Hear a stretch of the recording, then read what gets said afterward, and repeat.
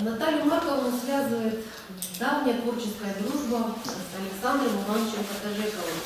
Александр Иванович принял непосредственное участие в том, чтобы книга вышла, чтобы книга увидела свет. Александр Иванович здесь? Подойдет. Хорошо. Книга прекрасно исполнена полиграфически, неудивительно, потому что дизайном занималась сама Наталья Марковна, а в качестве художника-иллюстратора выступил наш замечательный самобытный художник Виталий Николаевич Кузмасов. Его графические работы необычайно украсили этот сборник.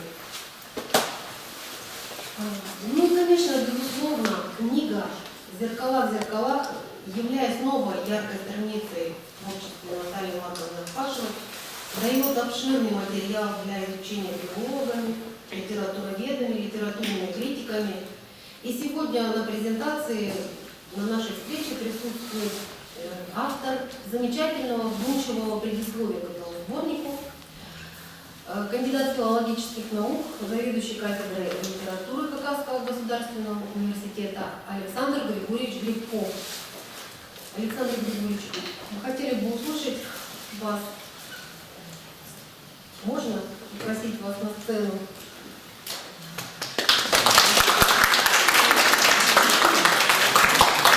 Здравствуйте. Неожиданно, что начали с меня. Я вообще слушать пришел Наталью Марковну, конечно, не самого себя. Но тем не менее, вдамся немножко даже в историю. Я за много благодарен Наталье Марковне, потому что когда-то в далеком, теперь в 95 году, первая статья, которую я в своей жизни написал, была посвящена как раз творчеству, тогда еще раннему творчеству Натальи Марковны Пашевой. И я ее тогда не знал, не был знаком лично, познакомился уже после того, как эта статья была опубликована. Но в каком-то смысле она послужила и поводом к нашему знакомству дальнейшему, сотрудничеству. После этого я не раз обращался в своей работе преподавательской творчества Натальи Марковны. У нас есть совместная работа с магистрантом Бастиху Натальей Марковной Пашевой. И вот уже второе предисловие к ее книге. Вот эта книга, последняя, да, порадовала меня тем, что Наталья Марковна как поэт не увядает. Это, скажем так, очень большое достоинство. И она вот теперь накопила такой потенциал, что реально становится у нас вот на уровне вузовского, да, изучения действительно так приближается к классикам. То есть мы пишем курсовые работы по ее творчеству, пишем дипломные работы по ее творчеству. Думаю, подойдем к магистерским диссертациям в ближайшее время. Вот. Ну, собственно, хотел сказать Александру Ивановичу спасибо вот, за то, что я первым, по крайней мере, одним из первых познакомился с этой книгой «Зеркала в зеркалах», даже поучаствовал немножко в ее заглавии, да, там скорректировали. Значит, потому что Александр Иванович мне просто предложил выбрать для рецензирования работу из местных авторов. Я сразу же, конечно, взял вот этот новый сборник Натальи Марковны для рецензирования. Еще рукопись, как говорится, рукопись. Наталья Марковна мне дала электронный вариант. Я первым, но одним из первых полностью этот сборник прочитал от начала и до конца. Значит, и очень этим доволен, потому что как бы не необходимость, глядишь, я бы это страничку за страничкой читал бы год, да? А тут нужно было, как говорится, сделать рецензию. Я доволен, что я прочитал эту книгу в краткие сроки, потому что когда читаешь вот так, целенаправленно, и стих за стихом, ты получаешь целостное представление книги. Я свои комплименты в рецензии сказал. Наталья Марковна скромно с некоторыми из них не согласилась. Я сказал, что в принципе Наталья Марковна выросла поэта национального масштаба. Я считаю, что Наталья Марковна, безусловно, поэт русский. Так же, как, скажем, был русским поэтом Мандельштам, будучи чистокровным евреем. Ну, со своей национальной изюминкой, которая в ее творчестве есть, а русский, потому что пишет она на великолепном русском языке. дай Бог каждому владеть так языком, как им владеет Наталья Марковна. Вот. И она, ну я имею в виду, что она, конечно, не регионального уровня автор. И в каком-то смысле я считаю, что ей даже не повезло родиться, или, ну как, это как-то может двусмысленно прозвучать, да? Родись она там лет на 20 раньше, да, она бы за эти книги получала огромные гонорары, поверьте мне. Значит, они бы выходили другими тиражами и так далее, и так далее. Ну вот, к сожалению, расцвет творчества Натальи Марковны пришелся на тот период, когда литература уже не столь, поэзия не так востребована и не так опекаема, тем более со стороны государства. Вот. Но тем не менее, я считаю, что вот, ну то есть, по крайней мере, вот я постоянно стараюсь приглашать Наталью Марковну к нам на встречу со студентами, потому что мы еще пока в полной мере не можем оценить на самом деле масштаб и значение автора, как правило. Вот. И я рад, вот, что когда я в свое время, будучи начинающим преподавателем, выбирал, о ком же мне первую статью написать, почему-то, ну, наверняка было не случайно, остановился именно на вас, Наталья Марковна. Тогда на первых ваших двух книжках. Вот. И мои ощущения, когда, может быть, и интуиция моя меня не подвела. То есть Наталья Марковна, как говорится, от книги растет, значит, меняется. Я не скажу, что в творчестве не бывает так, что первая книга там хуже последней, да? Ну, так нельзя говорить, да? И даже... Крайние, только крайние. Да, ну там первая, там 10-я лучше первой, да? Это они просто разные. И это здорово, что они разные. Вот Наталья Марковна, они разные при узнаваемости почерка. Я надеюсь, что я ее почерк узнаю, чувствую. Вот, и надеюсь и верю, что эта книга, ее не последняя, и наше сотрудничество тоже не последнее.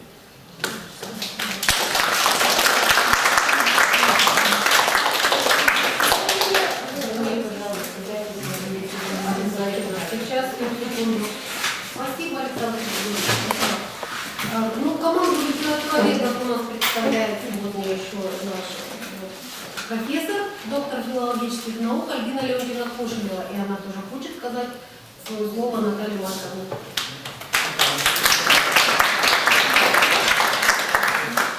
Приветствую уважаемую аудиторию, библиотеку нашу дорогую республиканскую. Поздравляю с 90-летием, с Днем Хакасской книги, с такими замечательными презентациями. Дай Бог, чтобы кончились 90-е годы, когда вот этот человек, эта женщина прекрасная, стала во главе писательской организации в 92 году. Ничего, развалился Союз писателей СССР. Нет финансирования, ни издательств, ни изданий, ничего. И она умудрялась собирать семинары молодых писателей, издавать классиков наших, помогать растить молодых.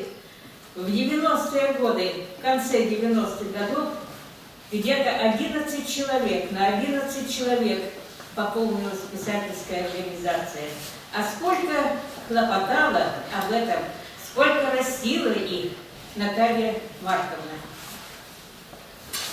Вот мы всегда как-то расхожим является выражение «ложится на сердце», «цепляется за сердце». Вот такие выражения. А что же это ложится на сердце? Что же это цепляется на сердце? 90-й год, первый сборник ее. «Я думаю о тебе». О ком она думает? Она думает о тебе, о тебе, о тебе, о всех нас. Не только о том любимом, которому много-много посвящено в этом сборнике стихов. Именно этим сборником Наталья Марковна, почему я говорю о первом сборнике, она входила в большую жизнь литературы. Она там устанавливала свои аксиомы, устанавливала свои каноны. Она билась над жанром, она билась над словом, строчкой, образом. И дальше. 91 год. Она уже член Союза писателей. 93 год выходит следующий сборник «Столярный круг». И опять разговор о мире, о жизни, о человеке, о прекрасном в этом мире, о безобразном в этом мире, об истории древней и дне сегодняшнем. А какой писатель имеет право говорить об истории? Об истории имеет право говорить только тот писатель, который познал эту жизнь, вот ее от самых-самых-самых корешочков, от самых первых капелек красы и дальше, дальше, дальше. Жизнь очень сложна, жизнь всегда изменяема, всегда изменяема. И вот, наверное, говоря об этом человеке, имеет ли она на это право? Инженер, электрик, журналист, корреспондент, автор книг, которые пойдут одна за другой. Тысячелетие на исходе, 96-й год. На острие минутной стрелки. Вот в этом сборнике она попыталась совместить очень интересные стиховые возможности. Здесь она совмещает и фольклористику, и мифологию, и историю, и психологию. Сколько здесь совмещено? А какие удивительные традиции. Вот она когда-то говорила, преклоняюсь перед этой величественной старухой Ахматовой, а еще я люблю Набокова и Блока. И еще, что она любит? Она любит многое. Она любит многих в этой жизни. И вот на острие минутной стрелки интересный такой экскурс. У Андреева есть замечательная притча, рассказ-притча «Так было». Там минутная стрелка тик-так, тик-так, тик-так. Идет, идет, идет, уходит наша жизнь. Меняется очень наша жизнь. Разная наша жизнь. Тик-так. И в этой суете мы не замечаем ни самих себя, ни вокруг себя многое не замечаем. А вот они замечают. Они замечают. Они все берут на ум, на слово, на свое перо. И вот такая интересная аналогия. Так было, так будет. Умер один король, пришел другой король. Да здравствует новый король. И вот она меняется, и вот эта минутная стрелка. И у меня вот возникла невольная вот эта вот аналогия двух вот этих вот поэма Натальи Марковны Акпашевой и Леонида Андреева. Кварта. Вот только вдумайтесь в это слово. По латыни это 4. Как оно многозначно, как оно многозначительно. 4 стороны света, 4 времени года, 4 периода, 4 возраста нашей скоротечной жизни. И это у нее 4-я книга «Кварта» была. 4-я книга. Много интересного. Наталья Марковна это творец, не повторяющийся ни в чем, вот в плане того, что как копирование какое-то. Вот поэты вообще любят говорить: нет, я не Есенин, я не Тютчев, я не Фет, я не Рубцов. Помню, Валера Майнашев, я не Рубцов и не Есенин, он говорил это. И вот Наталья Марковна, нет, она сама. Она сама. Были традиционалисты в нашей поэзии, были метафористы в нашей поэзии, и были новаторы, рационалисты. Это вот уже самое перед 90-ми годами последнее такое мощное поколение поэтов. У нее талантливо совмещается каждый из этапов нашей большой-большой отечественной российской поэзии в этих ее сборниках. Ну, а, наверное, главным, что я хочу сказать в ее сборниках, вот здесь я смотрю «Время», первое стихотворение, «Мгновение», последнее стихотворение в «Зеркалах». Это время, это большое понятие, серьезное, глубокое, огромная величина. У Натальи Марковны прошлое, возьмите, там и курганы, там и древние камни, древняя старуха каменная, стоящая, жертву приносящая ей, всадники откуда-то оттуда, и наши такси, подъезжающие туристы. Вот она сталкивает, бесконечно сталкивает. Хорошо показать прошлое, когда оно совместимо вот и с нашим сегодняшним днем. Так вот, прошлое – это у нее память. Настоящее в ее поэзии – это жизнь. А будущее в ее поэзии – это грядущее. И, наверное, таким своеобразным зароком Натальи Арпашевой является такие строки: «Любовью ненависть исправить». Как-то я читала ее беседу в какой-то газете, кажется, в «Шансе». Вот она там сказала: жестокость уходит в вам. Нет, я не принимаю насилие, я не принимаю издевательства человека. Так вот, любовью ненависть исправить – это ее дорога. Ну и, конечно, непременно воскреснуть Наташенька во всех грядущих поколениях своими стихами. И вот этот новый сборник «Зеркала в зеркалах», это я посмотрела, стихи-то там все новые. Почти я очень хорошо знаю стихи всех ее сборников, а это новые ее стихи, очень интересные, с какими-то интересными разворотами и поворотами. Поздравляю, Наталья. Здоровья тебе, счастья, сыновьям твоим Александру и Дмитрию. Самого-самого-самого лучшего. Всего хорошего.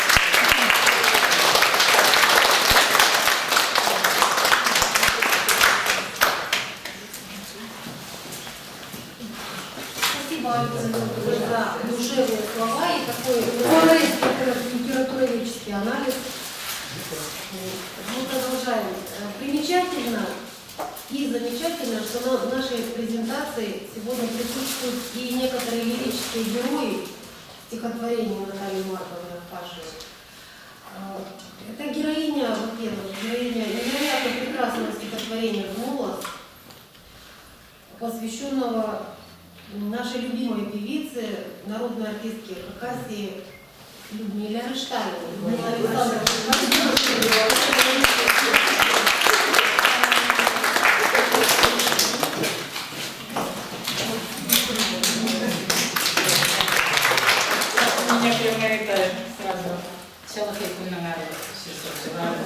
Добрый день, дорогие друзья. Я должна сказать, что на самом деле это замечательно, что вот такого рода презентации проходят именно в библиотеке, которая носит высочайшее звание, имя Николая Георгиевича Домашакова. Я думаю, что это особая атмосфера, и не надо там что-то говорить, замудряться или что-то. Это особая атмосфера. Я рада всех вас приветствовать сегодня, Наташенька. Я, вот сказали бы, да, если бы она родилась лет 20, ерунда. Знаете, закон Паретта 80-20, он всегда. Кто вам сказал, что Пушкина будут там, знаете, читать? Человек или берет, или не берет. Это закон Паретта. Я просто, знаете, настолько счастлива, безумно счастлива тем, что мне выпало такое счастье Я так думаю, что иногда мне кажется, что идет какая-то связь сверху. Мне может позвонить сверху Михаил Ремеевич Кричачаков. И знаете почему? Потому что я очень давно мечтала приобрести вот этот сборник. И как-то все, как-то вот всему свое время. И тут я начинаю огромный цикл концертов композитора Хакасии, а их у меня 16. То есть сборных концертов, таких вот там разные композиторы, авторы, их у меня достаточно. Но вдруг сверху мне идет дозвон композиторы Хакасии. Я так села и думаю, боже мой, на самом деле, то есть, когда мы поем одну-две песни, мы не можем понять автора полностью, правильно? А вот хочется полностью, если это Челбараков, значит полностью Челбараков. Если это Катаева, значит полностью Катаева. Не краешек картины, а вот полностью открыть композитора. И вы знаете, произошло совершенно потрясающее чудо. Это все, Наташа, как к тебе относится. Я не буду говорить Наталья Марковна, потому что для меня она огромными буквами Наташа, уважительно. И вдруг я сижу в Союзе писателей, пив чай, сижу так, композитор Хакасии, там все у меня колобродит. Сижу, спокойненько смотрю так на этих писателей, поэтов наших. И отдельно совершенно висит портрет Николая Георгиевича Домашакова. Я вот только у меня взгляд упал туда, и меня как стукнуло вот сюда. Вначале было слово, и я обомлела, это было весной. И я так сижу и думаю, да, Людмила Александровна, планируешь делать композитором Хакасии, а кто же вдохновляет? Да, поэт. И у меня пошло. Бог литературы, и все, вот это идеал. То есть Хакасская республиканская филармония имени нашего замечательного певца, личности Владимира Герасимовича, моего педагога, приглашает вас 21 октября на сольный концерт. Мой сольный концерт это, но я служу в филармонии, поэтому я вас всех приглашаю. Это будет как раз все приурочено именно к поэтам Хакасии, к нашим замечательным поэтам Хакасии. И, Наташенька, я должна тебе сказать, что я очень безумно рада твоему новому, скажем так, сборнику. И я должна сказать, что золотая гильдия, писательская, поэтическая гильдия наших хакасских поэтов и писателей очень высоко ценит творчество Натальи Ахпашевой, такие как Моисей Баинов. И это калибр, особый калибр. Да, это особый калибр, который можно поставить на уровень с Ахматовой, на уровень с Есениным. Но это наш вот то, что есть. И знаете, я когда обратилась к поэтам, и вдруг бегу навстречу Галине Григорьевне Казачиновой по поэтам Хакасии, изумительная, потрясающая личность. Галина Григорьевна, вообще безумно. Это поэт, который может перевести сладость хакасского языка на русский язык, не потеряв вот этого смысла. Вот прямо вот просто. Из русского языка. Да, понимаете, гораздо сложнее перевести с хакасского на русский, чтобы вот это вот сладость, вкус вот этот не потерять. Да. И это вот, я всегда обращаюсь к Галине Григорьевне, я ей всегда говорю, хас шуринер, чтобы вы, да, и вот знаете, бегу, и вдруг Михаил Ремеевич, наконец-то мне нужно купить этот сборник. А я выросла на той земле Тюашира. Это в 3 километрах находится деревенька маленькая, в которой родился, вырос Михаил Еремеевич Кипчачаков. Мой дорогой, замечательный, и наш дорогой, замечательный. Поэтому, знаете, я поняла, что ничего не бывает ни раньше, ни позже, все вовремя. И я пришла домой, а мне, естественно, я готовлю программу по поэтам Хакасии. Мне нужен перевод с хакасского на русский, и каждого поэта я пою по произведению. И хочется, конечно, естественно, донести до русскоговорящего нашего зрителя. Представляете, я захожу в комнату, открываю, и мне пришло письмо от Михаила Еремеевича. Я пою его «Белый цветок».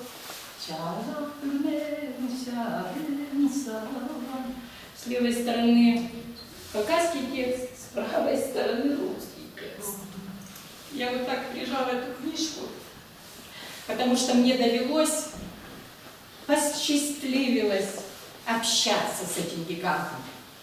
Мы планировали с ним сделать, он так сладко говорил на хакасском языке, вот сладко, так как говорил Кипчачаков, так не говорил никто. Я просто немножко, потом вы поймете, почему я именно коснулась Кипчачакова.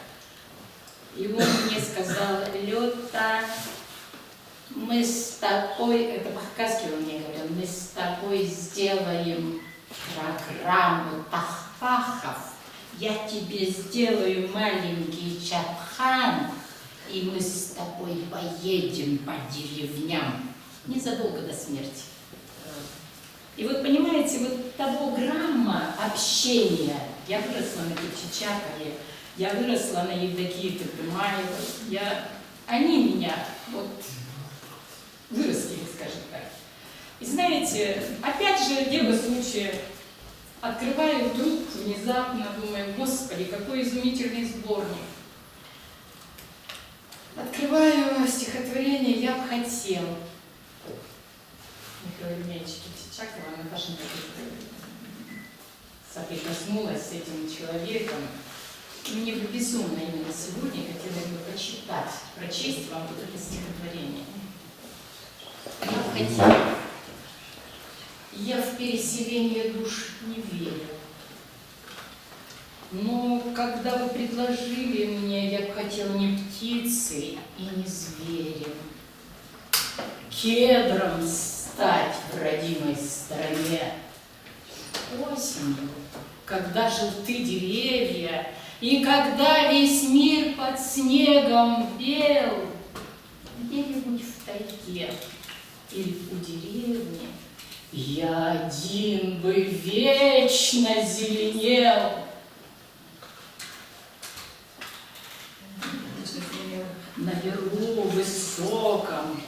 На яру высоком, на рассвете солнце освещало бы меня, радовались птицы бы и дети, глядя на могучего меня.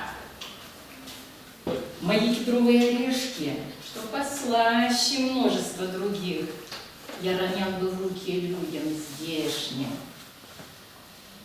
Я ронял в виде крепких шишек смоляных.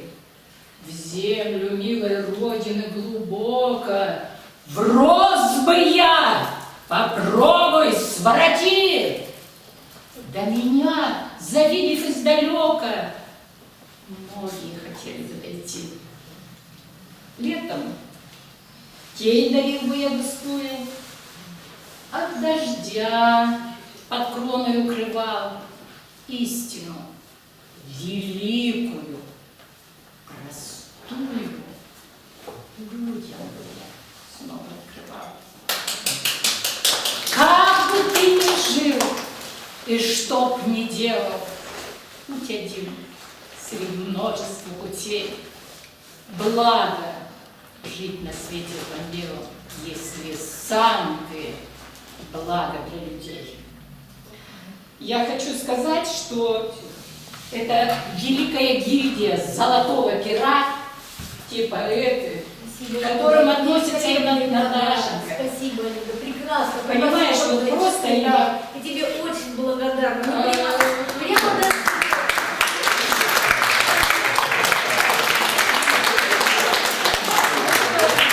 Я еще не закончила, я еще запалила. Понимаете, дело в том, что вот откуда, вот казалось бы, вот так открыто. И презентация книги Наташина, она вдруг выскакивает, понимаете, вот это вот золотая, по-другому я сказать не могу, золотая гильдия поэтическая, Моисей Багинов, Галина Казачинова, Валентина Шулбаева, их бесконечно можно перечислять. Это кедры, которые будут зеленеть вечно, и к которым нам всегда будет хотеться бежать, идти. Принцип Паретта. Мимо Пушкина бегут и будут бежать, понимаете? И мимо Ахпашевой бежали и будут бежать. А те, кто хотят, они возьмут. Раньше, позже. Знаете, однажды в моей жизни произошел потрясающий момент. Ко мне подошел Гера Тамбаев, и как это, ну я это запомнила навсегда. Говорит: Люда, ну, тут я песню написал, говорит, спой, говорит, ее. На стихи Наташи Ахпашевой «Ангел». И вот вы понимаете, у меня нет в репертуаре случайных произведений. Это все пропускается через душу, через сердце, складывается туда. Я даже однажды своему сыну сказала: сыночек, ты не ищи ни в одном человеке плохое. Даже в самом кучном человеке можно найти хорошее. Ты то ищи и складывай себе в кармашек. А когда ты откроешь, там будет у тебя очень много. Ангел. Я вот ношу это произведение, маленькую миниатюрочку, с таким трепетом и душевностью, и теплом, и любовью, чтобы не расколыхать. Непогода усталая воет. Вот стою при дверях и стучу. Кто услышит, тот мне и откроет. В тьме кромешной затеплит свечу. И одежды свои золотые осушу чужого огня. Будут ласковы люди простые, незнакомые и не друзья. Мокрый ангел в дверь мою стучался, открывала дверь ему, входи. Мокрым полотенцем утирался, у камина крылышки сушил. А на утро прояснилось небо,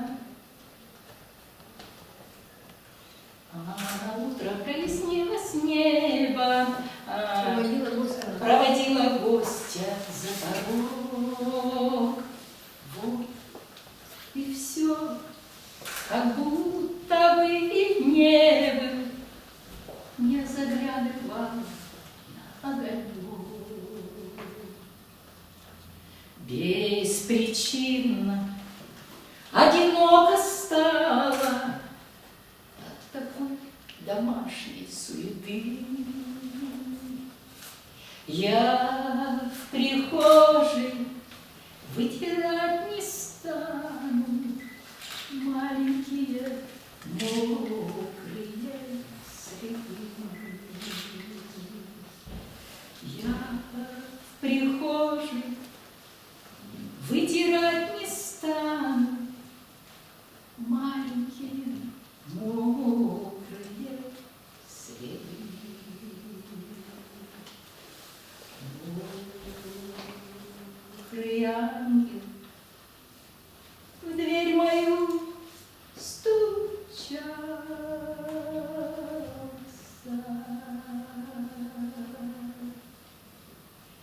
Я желаю всем нам,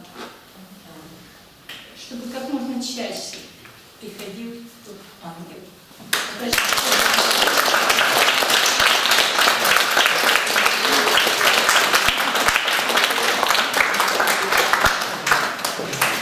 Людмила Александровна, спасибо большое, что так украсили наше мероприятие. Спасибо, очень горячее. Я вся ваша. Теперь, я, насколько понимаю, время у нас поджидает, и я свое мероприятие хочу украшать сама. Вот Сашиному выступлению Александру Грибкову, да, по поводу вот этих тиражей больших. Сейчас, да, и вот имена называю Ахматова и Цветаева, это миллионные тиражи, но при жизни было немножко по-другому. И если учитывать, какая у них сложная была личная, да, судьба, какое историческое время они жили, я просто счастлива, что я живу вот в этом географическом пространстве, в Хакасии, и вот в свое вот историческое время.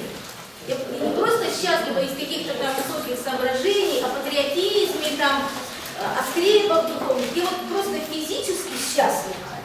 Да, потому что я вот живу и наслаждаюсь тем, где я живу и когда живу. Вот. Ну, вот это гонку Саши. И вот этот год для меня, он для меня юбилейный. В этом году мне исполнилось 55 лет. Я оформила, ну, в смысле, мне пенсию стали платить, что... Да, и мне дали почетное звание, вот одно из всех последних, ветеран труда. Вот, и я вот, опять же, Сашу слушаю и думаю, вот в моем все-таки возрасте, да, когда говорят, Наталья, ты хорошо сохранилась как поэт, как-то уже задумываешься, комплимент ли это? Вот, но вот это вот подарок, да, от республики. Если вот можно мои все там, какие книжки, вот это, я думаю, теперь это первое, это 91-й год, по-моему, или 90-й год, Красноярское книжное издательство, соответственно, это советские деньги, тираж 3000 экземпляров, и я когда ее посчитала тираж на количество экземпляров и сопоставила со своим гонораром, я поняла, что в Советском Союзе молодых авторов поддерживает очень сильно. Вот это вот, вернее, так, вот это «Солярный круг», это книга 93-й, по-моему, год, и Хакасское книжное издательство выпускало. И тогда было очень тяжелое время, и оно, собственно, очень трудно было издать, там были свои проблемы, но эта книга выходила на республиканские деньги. Тысячелетие на исходе и Кварта. Это большое спасибо, вот рада сегодня просто вспомнить Аркадию Рафиковичу Саркисяну. Это я то, что называю, это вышло на алюминиевые деньги. Вот эти две книги спонсоруют Саянский алюминиевый завод. Вот эта вот книга из памяти древней, это тоненькая книжка, куда вошли все мои, как я их называю, степные стихотворения. Ее выпустил спонсор, мой друг, причем со школьных времен, правда, он намного меня младше был, абаканский предприниматель Владимир Костяев, я просто рада тоже вот сегодня его вспомнить. А вот эта книга, да, это подарок для меня республики, вот, и, ну, и я вот очень благодарна, наши писатели, они немножко... Ну, так, с претензией, может быть, относятся, но вот такая традиция выпускать средства, выпускать художественную литературу, да, причем плановое участие республиканского бюджета, это, ну, Хакасия в этом смысле уникальный регион. Ну и вот для нас, да, для региональных авторов, мы в каком-то смысле благополучные авторов из центральных городов. Потому что мы ближе к своему читателю. Нас как-то, что что ли, больше любят, нас, ну, поддерживают, кто вот журналисты, библиотекари, да, и вот литературоведы. Ну, просто вот эту поддержку все чувствуешь и всегда ей благодарен. В принципе, без этого как-то трудно состояться. И вот немножко размышляла об этом, как-то, ну, вот о том, ну, благополучие, материальная возможность творческой свободы, все это как-то соотносительно. В общем, у меня такое стихотворение получилось, которое я взяла эпиграфом из поэта Алексея Козловского, вот, взяла эпиграф из его стихотворения «Строчка живу песню, как все». Вот. И сейчас вот специально я прочитаю. Старый поэт областного значения, грустный масштаб для маститого гения, все же не спился и жив, не отрицая возможность спасения, курит умереннее, а в воскресенье пиво берет на разлив. Не обучился надежной профессии, не наварился на хитрой концессии, в партии власти не зван, и оттого без особой депрессии месяц от пенсии тянет до пенсии муз и чернил ветеран. На виртуальных бомондах не чатится, автором в толстых журналах не значится, все-таки на юбилей. Пред меценатами не заортачится, выпустит новую книжицу, значится мир не без добрых людей. В библиотеке села отдаленного глянет со стенда ему посвященного на юбиляр в упор. Вот и он сам, никому не знакомого, злого, уверенного, одаренного, выполнил ли договор. Что же, судьба до итога не пройдена, тихая струнность, души не расстроена, и свой бесхитростный стих слово за словом стараясь выводит он. Все же читает вся малая родина, не понимая других.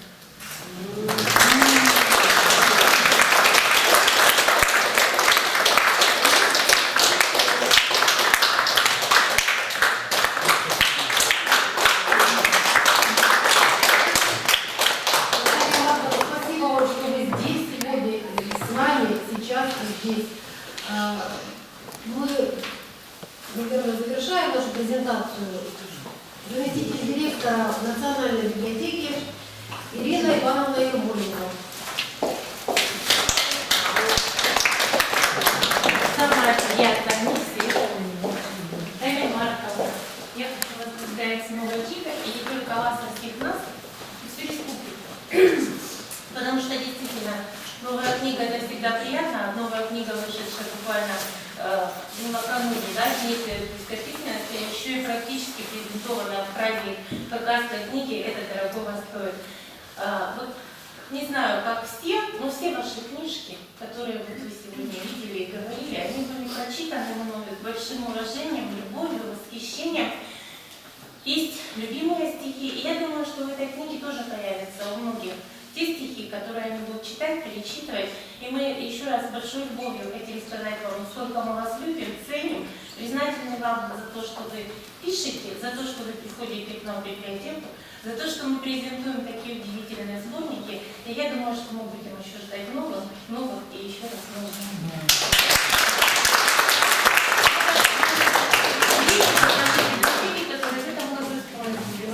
Спасибо. У вас днем рождения, у меня тоже ответный подарок.